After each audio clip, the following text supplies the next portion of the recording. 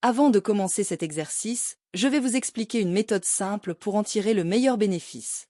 D'abord, je vous conseille de regarder la vidéo une première fois avec les sous-titres activés. Cela va vous aider à mieux comprendre le contenu, en faisant le lien entre ce que vous entendez et les mots écrits. Ensuite, regardez la vidéo une deuxième fois sans les sous-titres, pour vous concentrer uniquement sur l'écoute et renforcer votre compréhension auditive. Enfin, prenez un cahier et écrivez quelques phrases clés que vous avez retenues de l'épisode. Ce sera une bonne façon de consolider ce que vous avez appris tout en pratiquant l'écriture en français. En suivant cette méthode, vous verrez des progrès dans votre compréhension et votre capacité à vous exprimer en français. C'est parti! Imaginez un instant que vous souffrez d'une maladie invisible, une maladie qui n'a pas de pansement, de plâtre ou de cicatrice apparente, mais qui affecte chaque aspect de votre vie. Vous vous sentez isolé, incompris, voire jugé par ceux qui vous entourent. Cette situation est la réalité de millions de personnes qui luttent contre des troubles de santé mentale à travers le monde. Pourtant, malgré les avancées médicales et scientifiques, la stigmatisation de la santé mentale demeure un problème persistant et omniprésent dans notre société. Cette stigmatisation n'est pas seulement une question d'attitude négative ou de préjugés, elle a des conséquences réelles et parfois dévastatrices sur la vie des personnes concernées. Elle les empêche de rechercher l'aide dont elles ont besoin, elle les enferme dans un silence douloureux, et elle contribue à la propagation de mythes et de malentendus autour de ces troubles. Alors, pourquoi notre société continue-t-elle à perpétuer cette stigmatisation? Quels sont les mécanismes qui nourrissent ces préjugés? Et surtout, comment pouvons-nous briser ce cycle de stigmatisation et bâtir une société plus inclusive et compréhensive? Pour aborder cette question, nous examinerons d'abord l'origine et les manifestations de la stigmatisation de la santé mentale. Ensuite, nous analyserons les conséquences de cette stigmatisation sur les individus et la société. Et enfin, nous proposerons des pistes de solutions pour combattre ce phénomène et promouvoir une meilleure compréhension de la santé mentale. La stigmatisation de la santé mentale n'est pas un phénomène nouveau. Elle trouve ses racines dans l'histoire, la culture et les attitudes sociales. Pour comprendre comment cette stigmatisation persiste de nos jours, il est crucial de remonter à ses origines et de saisir comment elle se manifeste dans notre société moderne. Les troubles de santé mentale ont longtemps été associés à la sorcellerie, à la possession démoniaque ou encore à des malédictions. Dans de nombreuses cultures, les personnes souffrant de troubles mentaux étaient considérées comme dangereuses, imprévisibles ou inférieures. Ces croyances ont conduit à l'isolement, à la marginalisation et, dans certains cas, à l'enfermement de ces individus dans des asiles ou des institutions. Au cours des siècles, ces perceptions ont évolué, mais elles continuent d'influencer notre vision contemporaine de la santé mentale. Bien que la science ait démontré que les troubles mentaux résultent de facteurs biologiques, psychologiques et sociocomplexes, les stéréotypes hérités du passé persistent, nourrissant l'idée que ces troubles sont une forme de faiblesse ou de manque de volonté. La stigmatisation de la santé mentale se manifeste de diverses manières, à la fois sur le plan individuel et collectif. Les personnes souffrant de troubles mentaux sont souvent perçues comme dangereuses, irresponsables ou incapables de mener une vie normale. Ces stéréotypes sont véhiculés par les médias, les films et même les discours politiques, renforçant l'idée que les personnes atteintes de maladies mentales sont différentes ou anormales. La stigmatisation se traduit également par des comportements discriminatoires dans divers domaines de la vie quotidienne. Par exemple, sur le lieu de travail, les personnes atteintes de troubles mentaux sont souvent confrontées à des préjugés lors des processus de recrutement ou d'évolution de carrière. Elles peuvent également être victimes de rejet social, de harcèlement ou d'exclusion. En raison de la stigmatisation, de nombreuses personnes souffrant de troubles mentaux intériorisent les stéréotypes négatifs et commencent à se percevoir de manière négative.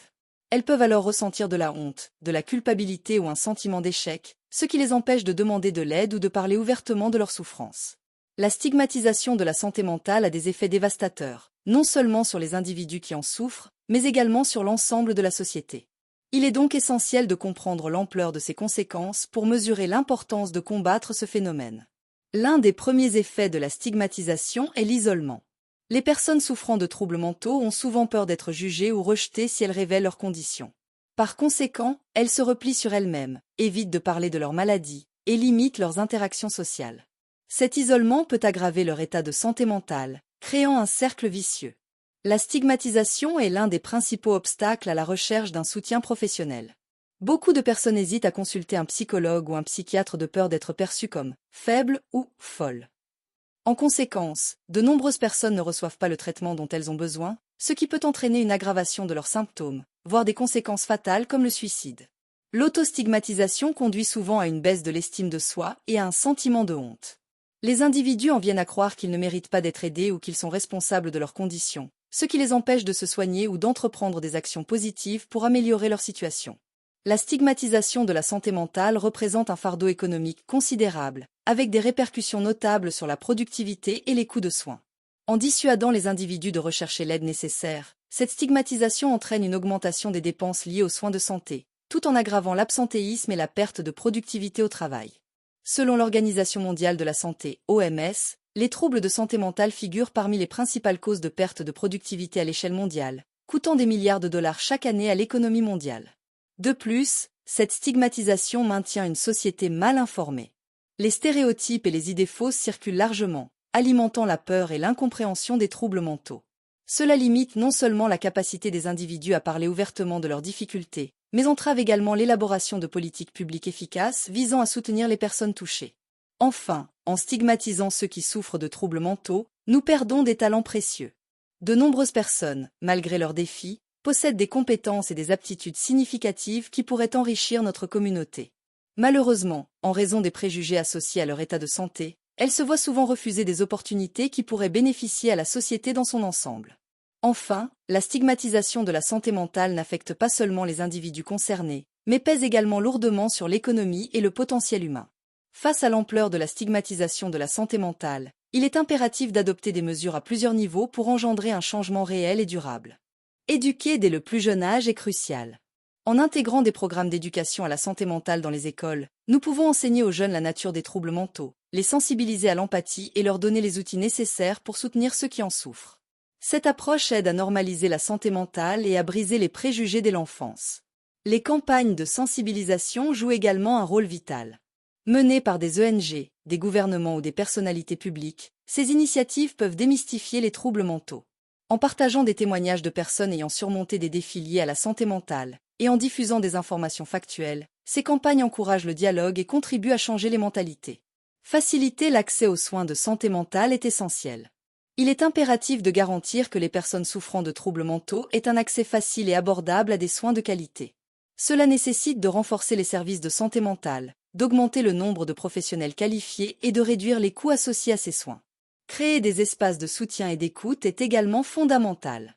Les groupes de soutien, les plateformes en ligne et les espaces d'écoute offrent un environnement où les individus peuvent partager leurs expériences sans crainte de jugement. Ces espaces favorisent une communauté de partage et d'entraide, où chacun se sent compris, accepté et valorisé. En combinant ces efforts éducatifs et d'accès aux soins, nous pouvons espérer réduire la stigmatisation et améliorer le bien-être mental au sein de notre société. Pour qu'un changement réel s'opère, il est crucial de promouvoir une culture d'inclusion et de compréhension autour de la santé mentale. Cela nécessite une volonté collective et un engagement de tous les acteurs de la société. Il est vital de cultiver des valeurs d'empathie et de compassion. Cela peut commencer dans nos cercles personnels, en écoutant sans jugement, en offrant du soutien, et en encourageant les personnes à parler de leur santé mentale. À un niveau plus large, des initiatives communautaires peuvent favoriser des dialogues ouverts sur la santé mentale, permettant aux individus de partager leurs expériences et de se soutenir mutuellement. Les entreprises ont également un rôle crucial à jouer dans la lutte contre la stigmatisation. En créant des environnements de travail favorables à la santé mentale, elles peuvent non seulement améliorer le bien-être de leurs employés, mais aussi contribuer à changer les attitudes sociétales. L'instauration de politiques de soutien, tels que des congés de maladie flexibles et des programmes d'assistance aux employés, est essentielle. Ces mesures permettent aux employés de se sentir en sécurité pour parler de leurs problèmes de santé mentale, sans craindre de répercussions. En offrant un environnement où la santé mentale est valorisée, les entreprises peuvent encourager une culture d'ouverture et de compréhension. Former les managers et les équipes aux questions de santé mentale est également fondamental pour réduire la stigmatisation. En leur fournissant des outils pour reconnaître les signes de détresse chez leurs collègues et pour offrir un soutien approprié, on favorise une culture d'acceptation et d'empathie.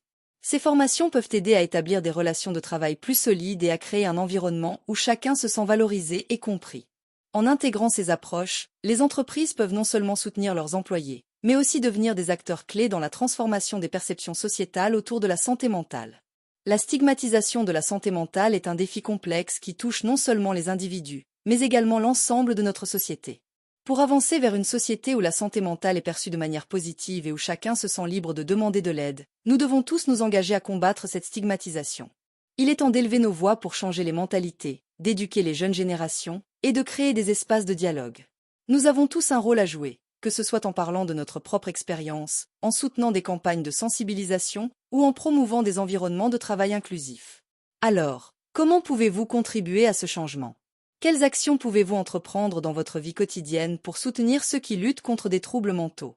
Je vous invite à partager vos réflexions, à commenter ci-dessous, et à vous engager à faire de la santé mentale une priorité dans vos conversations et vos actions.